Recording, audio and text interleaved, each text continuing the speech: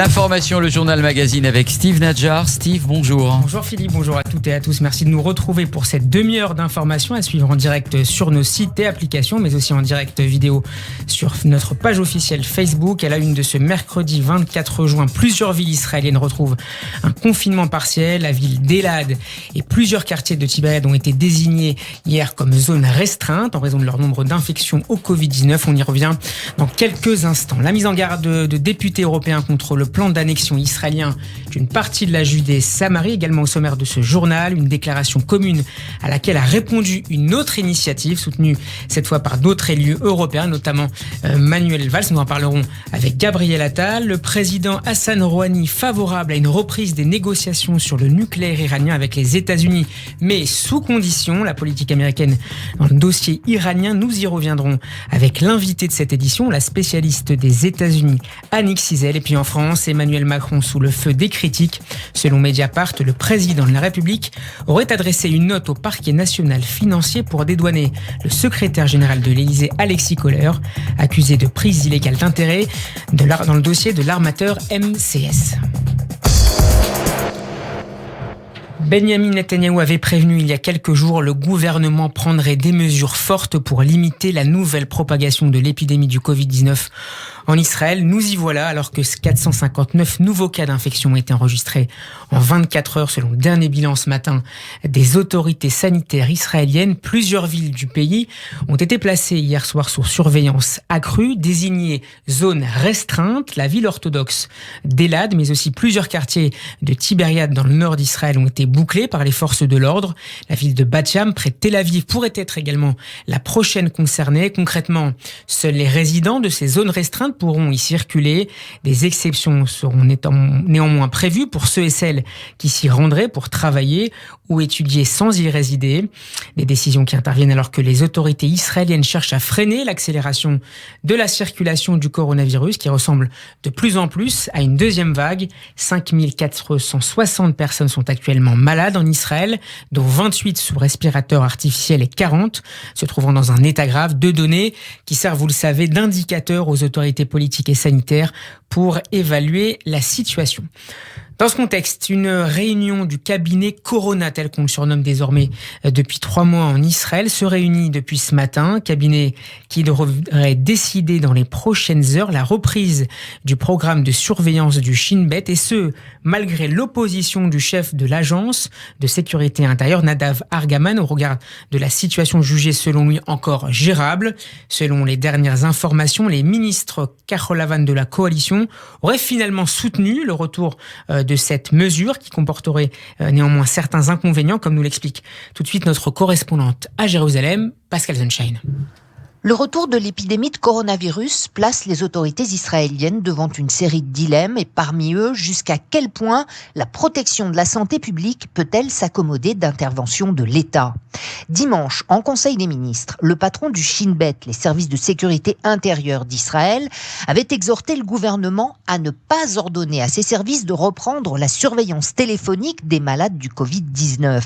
Si l'infection se généralise et qu'il n'y a plus d'autre solution, alors ce sera la chose à faire.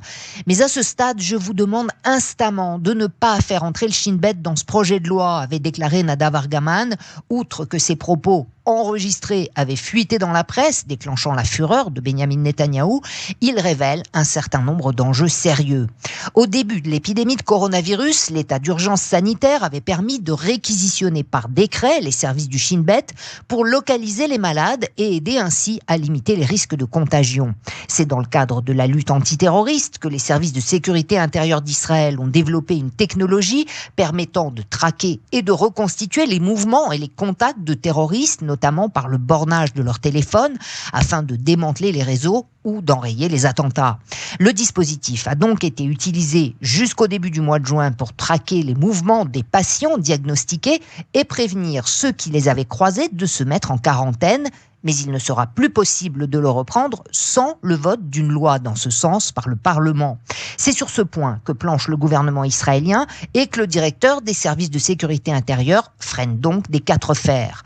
2 raisons à cela. D'abord, se pose le problème de la protection de la vie privée et des libertés fondamentales. La mission du Shin Bet n'est pas de surveiller les citoyens israéliens, mais d'assurer leur sécurité. D'autre part, le Shin Bet dispose d'un statut qu'il place sous la tutelle directe du Premier ministre et il ne répond devant le Parlement qu'à la sous-commission de la Knesset chargée des affaires de renseignement, c'est-à-dire avec un encadrement très strict de confidentialité.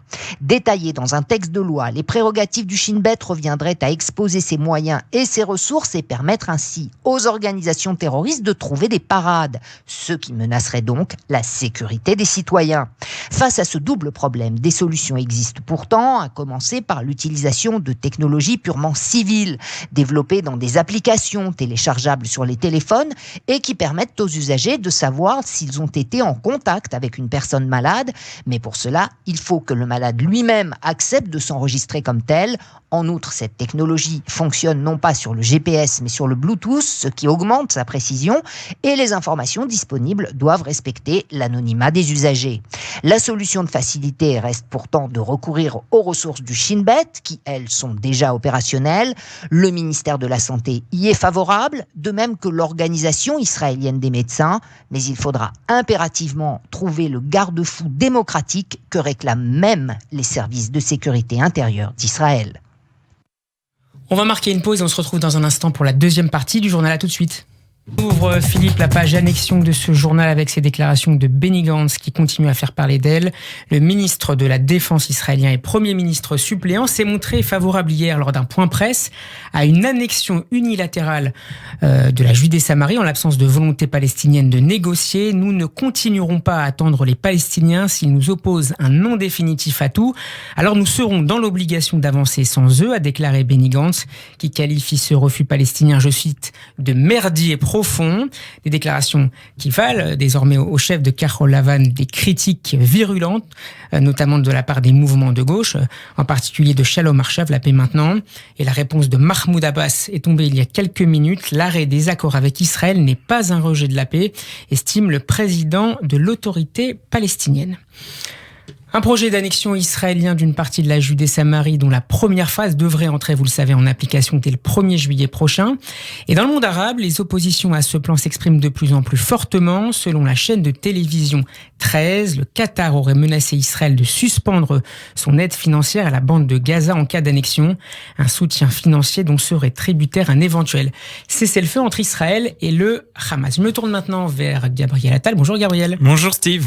Plus de 1000 députés originaires de 25 pays du vieux continent ont signé une déclaration commune hier, Gabriel, appelant, je cite, à des mesures décisives et punitives contre Israël si l'État hébreu venait à appliquer sa souveraineté sur certains pans de la Judée-Samarie. Nous avons de sérieuses préoccupations concernant le plan du président américain Donald Trump et la perspective imminente d'une annexion de territoire en Judée-Samarie par Israël, écrivent-ils. Selon les députés, l'annexion s'écarte des principes convenus au niveau international et serait fatale aux perspectives de paix dans la région, tout en remettant en cause les normes les plus fondamentales régissant les relations internationales. L'Europe doit montrer la voie en rassemblant les acteurs internationaux pour empêcher l'annexion et pour sauvegarder les perspectives de la solution à 2 États et d'une résolution juste du conflit, estime-t-il. Et dans le même temps, Gabriel, plus d'une centaine de législateurs européens et israéliens ont signé une lettre adressée à Joseph Borrell appelant Bruxelles à convoquer le Conseil d'association Union européenne Israël pour maintenir une coopération étroite avec l'État hébreu. Oui Steve, parmi ces signataires on trouve l'ancien Premier ministre français Manuel Valls, le chef de l'opposition israélienne Yair Lapid et le député du Likoud Gideon Sa'ar. Israël est un partenaire clé pour l'Union européenne et nous devons maintenir une coopération étroite et un dialogue continu, a déclaré hier Antonio López Istúriz White, président espagnol de la délégation du Parlement européen pour les relations avec Israël. Dans le même temps, en Israël, 2500 personnes se sont rassemblées hier soir sur la fameuse place Rabin, à Tel Aviv, pour protester eux aussi contre l'application de la souveraineté en Judée-Samarie. Célébrités, militants, entrepreneurs et experts en sécurité ont pris la parole lors de la manifestation. L'acteur Lior Ashkenazi, qui joue régulièrement le Premier ministre suppléant Benny Gantz dans la satire Eretz Nehederet a dirigé l'événement. Des manifestants criaient d'arrêter l'extension de la souveraineté et que cela entraînerait une paix certaine.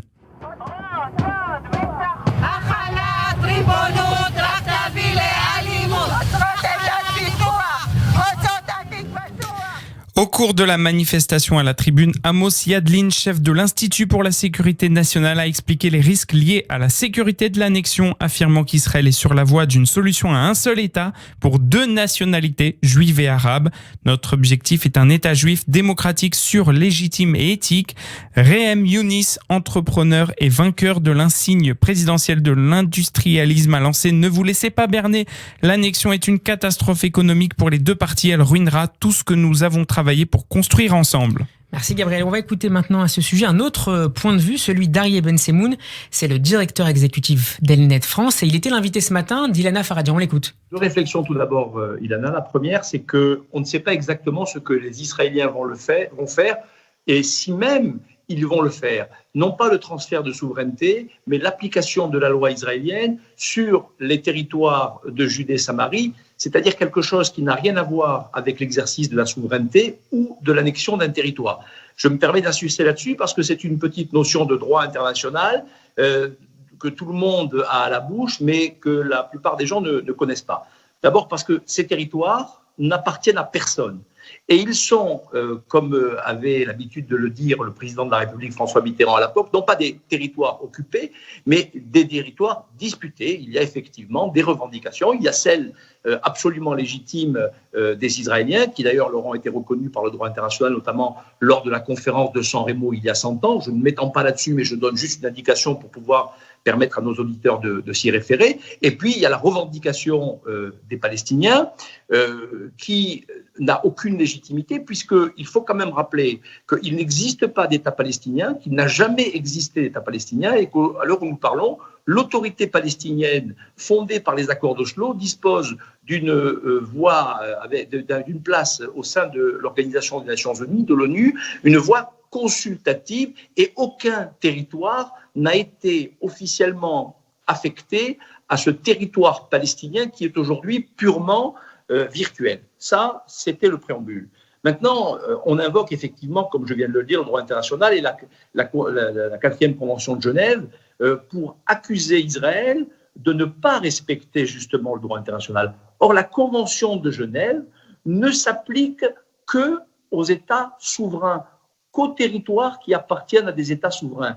Or, la Judée-Samarie n'appartient à aucun État souverain. La seule référence que l'on peut trouver sur la Judée-Samarie, c'est que la Judée-Samarie fait partie du territoire qui a été affecté au peuple juif pour y installer le foyer national, et c'est un décret qui a été intégré dans le droit international par la Société des Nations en 1920 lors de la conférence de San Remo, et qui a été validé systématiquement depuis, qui n'a jamais été remis en cause. Aryeh Ben Semoun au micro ce matin d'Ilana Faradian. Des frappes en Syrie hier soir attribuées à Israël. Des raids ont visé la province de Souaïda dans le sud de la Syrie. 2 soldats syriens sont morts dans ces frappes selon l'Observatoire syrien des droits de l'homme. Ces frappes israéliennes auraient ciblé des positions des milices iraniennes à Tel al-Sahen. Nous sommes maintenant en ligne avec l'invité de ce journal magazine. Bonjour Annick Cizel. Bonjour. Merci beaucoup d'avoir accepté notre invitation cet après-midi. Vous êtes enseignante, chercheuse, spécialiste, grande spécialiste de politique étrangère américaine à l'université Sorbonne Nouvelle Paris 3. C'est un grand plaisir de vous recevoir à cette antenne. Annick Cizel, vous avez contribué récemment à un ouvrage collectif dirigé par Clément Terme, intitulé L'Iran et ses rivaux, paru chez l'excellent éditeur Passé Composé. Avant d'évoquer avec vous le livre et certains extraits du livre de l'ancien conseiller à la sécurité nationale de Donald Trump, John Bolton, j'aimerais qu'on dise un mot ensemble de la proposition toute récente du président iranien Hassan Rouhani de reprendre les négociations sur le nucléaire, à condition, dit-il, que Washington présente ses excuses. Est-ce que cette offre a la moindre chance d'être acceptée par l'administration Trump ? Alors, par l'administration Trump en place, j'en doute, même si je m'interroge, évidemment je ne suis pas dans les coulisses, même si je m'interroge sur les échanges de prisonniers qui ont lieu maintenant depuis quelques semaines, qui laissent penser que bien sûr les 2 régimes se parlent, et que il est absolument nécessaire de garder à l'esprit que le président Trump, qui n'a pas grande victoire, même pas peut-être de victoire économique à mettre à son blason à la veille des élections ou à l'avant-veille des élections du 3 novembre prochain, cherche désespérément un bilan de politique étrangère qui soit favorable, apaisé, pour ne pas dire pacifique. Il avait tenté avec la Corée du Nord, ça ne marchait pas. Il est évident que ça n'était pas la ligne avec l'Iran jusqu'à maintenant. Le traité de paix avec l'Afghanistan est difficile. Et donc, on pourrait imaginer une toute petite ouverture. Mais de manière beaucoup plus logique, je verrais également les autorités iraniennes se préparer à la défaite de Donald Trump au mois de novembre et tenter absolument de maintenir une forme de négociation, quelle qu'elle soit, pour le cas où Joe Biden soit élu le 3 novembre prochain. Annick Cizel, dans son livre Confessions, The Room Where It Happened, John Bolton critique notamment les incohérences de la politique iranienne de l'administration Trump. Vous êtes l'une des premières lectrices, je pense, en France de ce livre qui est sorti hier, et je vous en remercie d'en parler à cette antenne. Quelles sont les critiques précisément exprimées dans ce livre par John Bolton à ce sujet ? Alors, John Bolton... J'avais intitulé ce chapitre pour l'ouvrage chez Passé Composé « L'obsession iranienne ». Et je pense que j'aurais dû mettre une citation de John Bolton en exergue. Ça aurait pu être Jim Mattis à une époque, l'ancien ministre de la Défense des États-Unis. Mais Bolton, c'est vraiment une obsession iranienne depuis très longtemps. Déjà en 2015, au moment de l'accord nucléaire signé par Obama, il en appelait à des frappes militaires contre l'Iran. Et je crois, Annick Cizel, que ça remonte même aux années 2001-2003, avant la guerre, la deuxième guerre d'Irak. Tout à fait. Et donc c'est vraiment presque le travail de la moitié de sa vie au sein de différentes administrations américaines, de Bush père à Bush fils et à Donald Trump aujourd'hui. C'est véritablement une ligne rouge, j'allais dire, infranchissable pour Bolton. C'est sa ligne directrice politique. Il a de manière répétée, réclamer des frappes, pas simplement à la manière des Israéliens contre les bases militaires iraniennes sur le territoire syrien, mais des frappes directes contre l'Iran, notamment à l'époque où l'Iran abat plusieurs drones américains, notamment le deuxième, et où le président Trump, où John Bolton va presque réussir à convaincre Donald Trump de frapper l'Iran directement sur son territoire, jusqu'à ce que le président Trump fasse marche arrière sous l'influence du Pentagone, qui lui fait valoir le risque de morts iraniens, de civils iraniens qui décéderaient dans cette attaque. Donc on a véritablement un John Bolton qui évite très logiquement éreinte tous les niveaux de l'autorité de l'État iranien dans cet ouvrage, en tout cas dans ce que j'ai eu le temps d'en lire. L'ouvrage est long, et l'Iran y tient une place vraiment première, vraiment prépondérante, avec un leitmotiv, je dirais, qui est que l'administration Trump a été trop faible, a été trop divisée, notamment de manière un petit peu inattendue, là peut-être. Bolton éreinte également Jared Kushner, le conseiller du président Trump, donc son gendre, son conseiller principal pour le Moyen-Orient, comme n'ayant pas été le relais des politiques très dures, très faucons, comme on dirait, de John Bolton et également de Mike Pompeo. Et qui aurait cherché, Annick Cizel, à favoriser l'été dernier des discussions entre le ministre des Affaires étrangères Javad Zarif iranien et John Bolton. Et Donald Trump. Excusez-moi, j'ai mal entendu le début. Je vous disais, Jared Kushner qui avait tenté de favoriser des discussions l'été dernier entre le président américain Donald Trump et le chef de la diplomatie iranienne Mohammad Javad Zarif. Oui, tout à fait. Kushner qui poursuit finalement ce rôle de médiateur, de grand négociateur qu'il s'est attribué, qui certes lui a été confié par le président des États-Unis, mais il a endossé cet habit, Jared Kushner, et que ce soit vis-à-vis d'Israël et des Palestiniens, ou que ce soit vis-à-vis de l'Iran, effectivement, il tente éternellement une négociation, selon ses termes à lui, qui ne sont sans doute pas ceux des Iraniens, et c'est la raison pour laquelle, sans doute, John Bolton le traite de démocrate dans son ouvrage, en disant nous avons au sein de cette administration Trump 2 démocrates, Jared Kushner et donc le conseiller spécial pour le Moyen-Orient du président des États-Unis, et Steven Mnuchin, le secrétaire au Trésor, qui sont 2 démocrates chargés de la politique étrangère des États-Unis, je cite John Bolton, qui est vraiment très amer, pour le coup, dans ses mémoires, face à des conseillers infiniment plus proches de l'oreille présidentielle que lui n'a réussi à l'être finalement. Paradoxalement, néanmoins, Annick Cizel, c'est après le départ de John Bolton que l'administration Trump, et Donald Trump en personne, a décidé au début de l'année 2020 de l'élimination de Qassem Soleimani, l'architecte de la stratégie iranienne au Moyen-Orient et le chef de la force Al-Quds des gardiens de la Révolution, ce qui aurait pu être un objectif premier de John Bolton. Ça ressemblait effectivement à du Bolton dans le texte, dans la doctrine Bolton. Effectivement, après, John Bolton a toujours au sein de l'administration Trump un alter ego qui est fondamental dans la définition d'une doctrine de politique étrangère aux États-Unis aujourd'hui, qui est Mike Pompeo, le secrétaire d'État. C'est-à-dire que John Bolton est parti, oui, mais Jim Mattis également. Et les atermoiements au sein du ministère de la Défense pour remplacer Jim Mattis, finalement 9 mois plus tard par Mark Esper, ont donné les pleins pouvoirs au département d'État. Il y a toujours historiquement une grande rivalité entre défense et État aux États-Unis. Et Mike Pompeo, et lui aussi, a avoué toute une partie de sa carrière politique à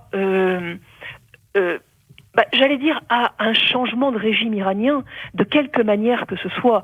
C'est-à-dire qu'on se souvient que à l'extérieur du bâtiment des Nations Unies en septembre 2019, il y a presque un an maintenant, des manifestations, j'allais dire pro-iraniennes, en faveur d'un autre Iran, d'un régime alternatif en Iran, se tenait au même moment où Mohammad Javad Zarif prenait la parole au sein de l'enceinte des Nations Unies. Donc clairement, le gouvernement américain envoyait un message, brouillait le message de Zarif et envoyait son propre message en faveur d'un régime alternatif en Iran au même moment. Et Pompeo est incontestablement à la barre encore aujourd'hui.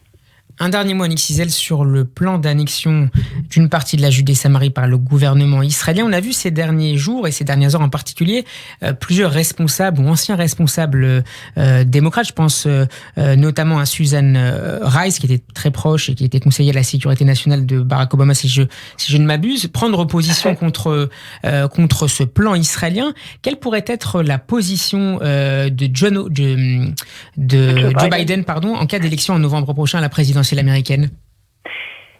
Il me semble très très difficile pour le Parti démocrate d'abandonner sa position historique d'une solution à 2 États. Alors évidemment, le plan de paix proposé par Jared Kushner via le président des États-Unis actuel semble proposer une solution qui joue avec les mots d'une proposition de 2 États, qui joue avec les mots parce que l'autorité palestinienne n'acceptera jamais ce plan paix. Et il convient aujourd'hui pour les autorités démocrates en matière de sécurité nationale des États-Unis de tenter d'amorcer une renégociation, là encore, d'entrouvrir une petite porte pour que l'histoire ne se déroule pas trop vite entre aujourd'hui et le 3 novembre prochain, ou plus exactement le 20 janvier 2021, et l'inauguration de l'investiture d'un nouveau président, si celui-ci devait être Joe Biden, de maintenir une toute petite fenêtre de négociation possible, alors que la politique d'Israël se concrétise selon le plan de paix de Jared Kushner actuellement, et alors que des alliés historiques ô combien des États-Unis, je pense à la Jordanie dans la région, sont vraiment vent debout contre la solution proposée par l'administration Trump. Donc on a une situation extrêmement volatile, et ça n'est pas du tout un hasard si Susan Rice aujourd'hui fait entendre sa voix, sans doute aux côtés d'ailleurs de certains membres de la sécurité nationale républicains, également en faveur d'essayer de gagner du temps avant la nouvelle administration américaine. Merci beaucoup Annick Sidel d'avoir été mon invitée cet après-midi. Je rappelle que vous êtes enseignante, chercheuse, spécialiste de politique étrangère américaine à l'université Sorbonne Nouvelle Paris 3. Et je rappelle votre contribution, un excellent ouvrage que je conseille à nos auditeurs et à nos auditrices, L'Iran et ses rivaux, dirigé par Clément Terme, paru aux éditions Passé Composé. À très bientôt. Merci à vous. Au revoir. 14h27, on va marquer une courte page de pub avant de se retrouver pour la dernière partie du journal. À tout de suite. Et on reste encore quelques instants en Israël avec la une des médias israéliens qui, paradoxalement, ce matin n'est pas totalement consacrée au coronavirus ou au plan d'annexion d'une partie de la Judée-Samarie. Non, la une de plusieurs médias israéliens est consacrée aujourd'hui aux démêlés fiscaux du Premier ministre Benjamin Netanyahou. On écoute tout de suite la revue de presse signée Daniel Haïk en partenariat avec Studio Kalita. Comprendre une partie des manchettes et des titres dans la presse israélienne de ce matin, eh bien, il faut tenter d'abord d'expliquer la nature des allègements fiscaux obtenus hier par Benjamin Netanyahou, plus exactement grâce à la commission des finances de la Knesset, des allègements qui ont suscité, il faut bien l'avouer, une polémique très vive en Israël. De quoi s'agit-il très exactement ? La commission des finances de la Knesset a en effet validé hier à une majorité de voix la demande du Premier ministre Benjamin Netanyahou de lui restituer des taxes qu'il avait payées à l'État jusqu'en 2017 pour un montant d'un total d'environ 1 million de shekels. 8 députés de la commission ont voté en faveur de cette décision, 5 s'y sont opposés, et à noter que les représentants du parti bleu-blanc, donc dans la coalition gouvernementale, n'ont pas participé à ce vote. Il s'avère en effet que jusqu'en 2017, Benjamin Netanyahou, Premier ministre de l'État d'Israël, a payé à l'État des impôts sur l'utilisation de sa villa privée à Césarée, sur l'utilisation de sa limousine de fonction. Et oui, cela peut paraître surprenant, mais c'est vrai.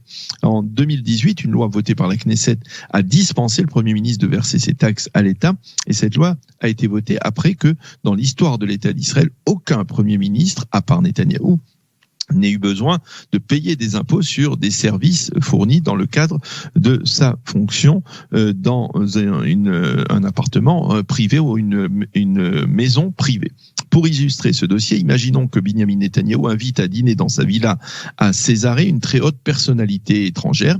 Eh bien, jusqu'en 2017, il devait payer des impôts sur les repas qu'il avait commandés pour cet invité, ce qui, il faut l'avouer, paraît incohérent. Comme l'indiquent plusieurs commentateurs ce matin, il y avait donc de la part du Premier ministre une logique réelle à réclamer de l'État et même à obtenir la restitution de ces impôts payés. Là où le bas blesse, eh bien, et c'est probablement ce qui a provoqué le débat et les critiques que l'on peut lire par exemple ce matin en manchette du Yediot Ahronot et à l'intérieur du Israël Hayom, eh bien, c'est surtout le timing.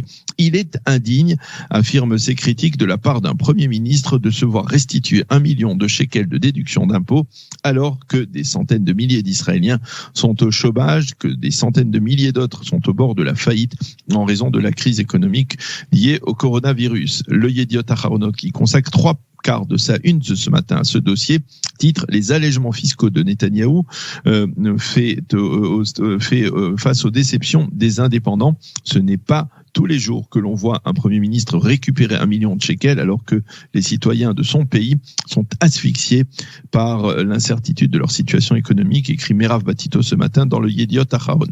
Face à Benjamin Netanyahou, le Yediot évoque le cas d'Edi Felbenik, qui est nutritionniste et qui affirme avoir gagné en mai dernier 560 shekels à peine, un petit peu plus de 120 euros. Si le Premier ministre a des difficultés pour boucler son mois, nous avons des difficultés pour boucler un jour.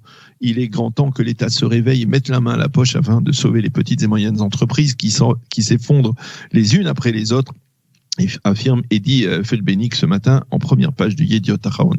En page intérieure, le Israël Hayom lui cite le député Likoud Shlomo Karaï, qui est très proche de Benjamin Netanyahou et qui justifie la dispense accordée hier par la commission des finances au Premier ministre. Il rappelle que le fait que la décision ait été votée est due à une procédure technique, mais que depuis 1982, les premiers ministres israéliens sont dispensés de payer des impôts pour les frais dans leur résidence ou appartement privé. Et il explique que lorsque le Premier ministre arrive dans sa villa privée de Césarée, par exemple, eh bien, il ne devient pas, selon lui, un citoyen privé, mais reste le Premier ministre de l'État d'Israël, et donc il est totalement illogique qu'il se voit imposés pour des frais occasionnés lors de son séjour dans cette résidence. Face à lui, l'ancien ministre Yossi Beilin titre « Comment est-il possible que Binyamin Netanyahou n'ait pas honte ?» Il s'agit d'une décision qui se rapporte à un homme qui est millionnaire et qui est rétroactive et surtout qui intervient au cœur de l'une des crises économiques les plus dures de l'histoire du pays. La revue de presse de Daniel Haïk est retrouvée tous les après-midi sur Radio J. L'actualité en France maintenant, et Emmanuel Macron épinglé par Mediapart hier dans l'affaire Alexis Kohler. L'opposition accuse le président de la République d'avoir enfreint la séparation des pouvoirs, Gabriel. Oui, Steve, en cause une note signée de sa main pour dédouaner son bras droit Alexis Kohler, alors que ce dernier était visé en 2019 par une enquête pour prise illégale d'intérêt. Le chef de l'État assure qu'Alexis Kohler n'est jamais intervenu au moment où il était son directeur de cabinet à Bercy dans des dossiers liés à l'armateur italo-suisse MSC avec lequel il entretenait d'étroits liens professionnels et familiaux. Le président de l'Assemblée nationale, Richard Ferrand, était l'invité de BFM TV ce matin. Il a déclaré que cette note signée par Emmanuel Macron était une sorte d'attestation d'employeur, comme cela se fait tous les jours dans des procédures en France. Il ne faut pas confondre la séparation des pouvoirs, qui est une règle absolue, qui fait qu'il y a le législatif, l'exécutif et le judiciaire, l'autorité judiciaire qui doivent avoir des vies distinctes, si je puis dire, et ne pas peser les uns sur les autres. Mais là, au fond, si j'ai bien lu cet article, c'est une sorte d'attestation d'employeur qui dit, lorsque j'étais ministre et que j'avais ce collaborateur, celui-ci m'a informé de ses liens et s'est déporté sur les dossiers en question. Et l'opposition est vent debout, Gabriel. Oui, Steve, c'est une intervention et des questions se posent sur la suite judiciaire qui sera réservée, a prévenu de son côté le député Les Républicains des Alpes-Maritimes, Éric Ciotti. Le Parti socialiste a lui réclamé que le président de la République fasse toute la lumière et ce dans les plus brefs délais. Merci Gabriel Attal, voilà, c'est la fin de cette édition, merci de l'avoir suivi. On se quitte en musique avec le dernier titre d'Avram Freid. Ne bougez pas tout de suite, la chronique Israël Startup Nation co-présentée avec Daniel Rouache. Bon après-midi à l'écoute des programmes de Radio J, portez-vous bien.